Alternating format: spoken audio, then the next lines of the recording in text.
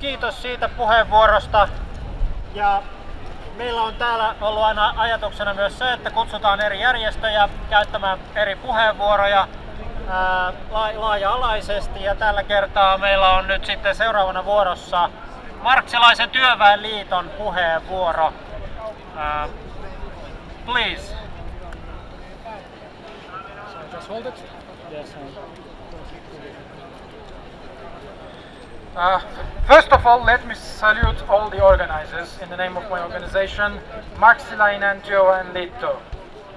The murder of Qasem Soleimani, Abu Mahdi al-Muhandis, and 6 others by a missile strike on Baghdad airport is yet another act of terrorism by the USA. The US justifies this as a retaliation against the rocket attacks to the US bases, as well as the attacks on the US embassy in Baghdad. Make no mistake, it is absolutely irrelevant who attacked first. The US is an occupying force in Iraq and as such is rightfully the target of the Iraqi people. Today, the Middle East and North Africa are being shaken by uprisings and revolutions. People in Algeria, Lebanon, Sudan, Iran and Iraq are rising up to their states and the capitalist economy upon which those states are built. Iraqis continue to stand up for their demands despite almost 600 martyrs.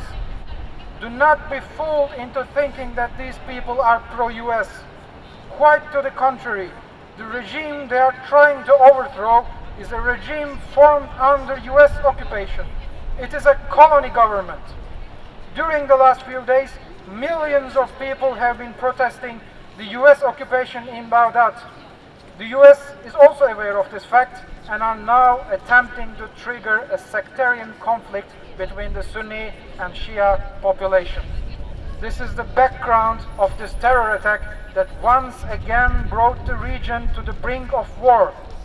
There is no need to remind the disastrous outcomes of such conflicts and wars in the past.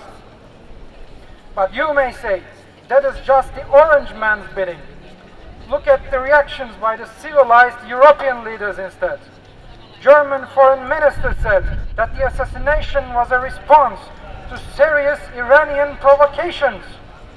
The UK foreign minister said that the US has a right to self-defense.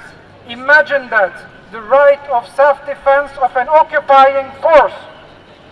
Macron underlined his full solidarity with the US in the face of attacks. But let's not look too far away. What about the Finnish authorities? Niinistö asked restraint from all sides right after the terror attack by US. And after the Iranian retaliation, which was forced upon Iran by US actions, which was conducted in the least damaging way possible, he proceeded to condemn Iran. The progressive leader, supposedly progressive leader, Sanna Marin, demanded Iranian officials to explain their actions. And now the Iraqi parliament ordered foreign troops to leave the country. Finland refuses to do so.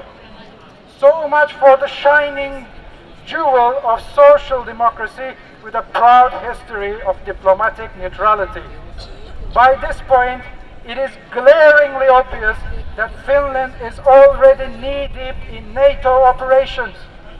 Finnish governments, whether it's the previous conservatives, today's supposed progressives, or the soon-to-come basic fascists, are all ready and willing to ask how high when their imperialist masters say jump.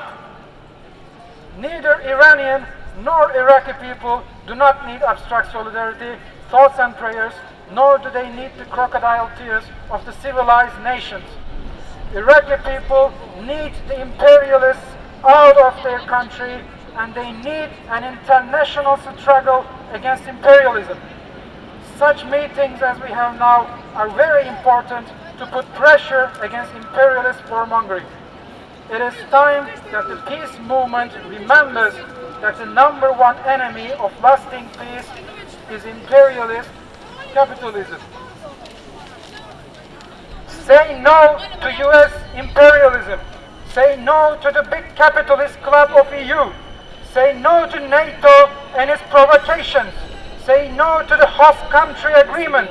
Organize and take matters into your hands before the crisis of capitalism plunges the world deeper into barbarism.